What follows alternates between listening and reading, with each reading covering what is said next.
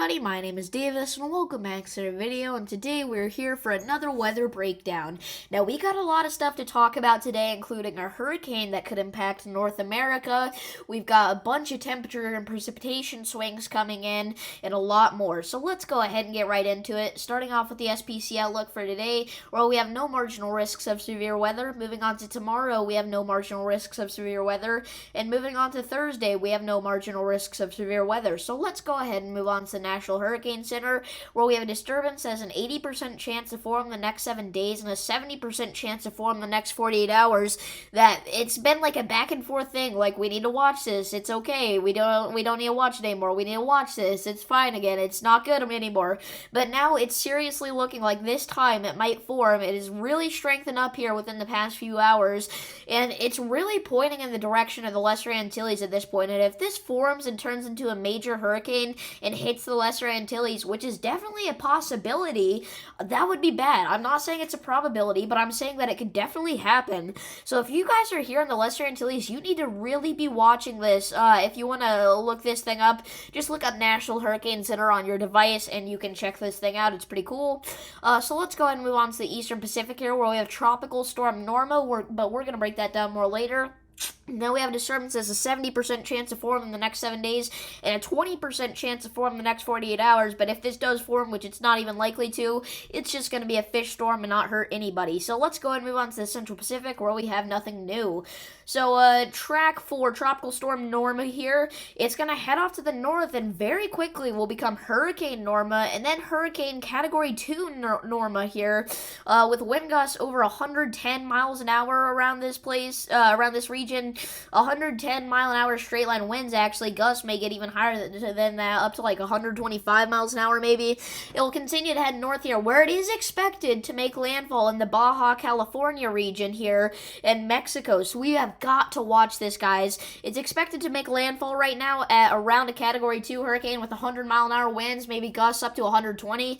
If you're in this area, you need to prepare to evacuate if it's necessary. It's probably not necessary yet, but this is looking like a very bad situation, and it's only going to happen a few days from now. So we have got to be looking out for this, okay? If you're in La Paz, you got to look out, or really anywhere in Baja California or Western Mexico. Climate Prediction Center, 6 to 10 day outlooks, 6 to 10 day temperature outlook. This is going to be for the 23rd to the 27th. We have an area down here in the deep south that has a 70-80% chance to see above average temperatures there in the pink color that extends all the way from East Texas back over to western Alabama. So look out for that. Those summer temperatures are really going to return in this region. Now in the northwest, we have an area that has a 60 to 70% chance to see below average temperatures there in portions of all the way from northwest Wyoming back over to the U.S.-Canada border.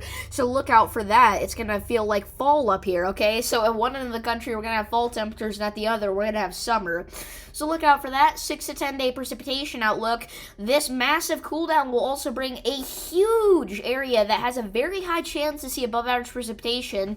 In the darkest shade of green, that's going to be a 60 to 70% chance to see above average precipitation, and that extends all the way from the U.S.-Mexico border back up to the U.S.-Canada border. So it is going to get really wet and above average precipitation wise in this region, which I know a lot of this area needs, especially like West Texas.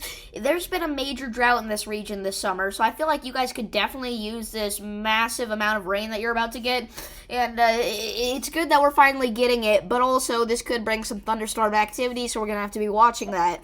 Then we also have an area on the East Coast that has a 50 to 60% chance to see below average precipitation, extending all the way down from North Carolina back up into the New England region here near Massachusetts. So it's going to be very dry in this region, okay? The Delmarva Peninsula, that area as well. It's going to be very, very dry, so look out for that. 8 to 14 day outlooks here, 8 to 14 day temperature outlook. We have an area up here in the upper western Midwest, in the interior Northwest, that has a 60 to 70% chance to see below average temperatures there in the darkest shade of blue, so look out for that. It's still going to feel like fall up there, and it's still going to feel like summer down and then here in the deep south, where in that orange area, we're going to have a 50 to 60% chance to see above average temperatures from the 25th to the 31st. This is now going into Halloween time for forecast. Okay? So on Halloween, you could see conditions similar to this most likely. Central U.S., we have this big split down the middle here that's kind of dividing the areas that are going to see above average temperatures and below average temperatures. So look out for that 8 to 14 day precipitation outlook here. We still have a pretty big area here, specifically now in southern Texas, that has a 50 to 60% chance to see above average precipitation from the 25th to the 31st. So look out for that. Other than that, pretty calm for the 8 to 14 day precipitation outlook. So let's go ahead and move on to watches, warnings, and advisories. High wind watches, high wind warnings, red flag warnings, all in effect here in portions of Montana, as we have some very strong winds moving through there right now, upwards of 70 miles an hour with some of these gusts, specifically in like eastern Montana, western North Dakota, as we do have some storms and showers moving through here, producing some very strong gusty winds. We have one right now that's producing wind gusts up to 55 miles an hour possibly here in southeast Montana, so look out for that. Heat advisories kind of scattered across here in western California now. We could see temperatures upwards of 100 degrees here on the west coast once again, which is very nasty for October. You know, you want to be seeing those cooler temperatures, and it's going to get to you guys very soon as we have that massive cool down coming, but right now you're dealing with the heat. But other than that, pretty calm right now. So if you guys did enjoy this video, make sure to like and subscribe, and I will see you in the next one. Peace.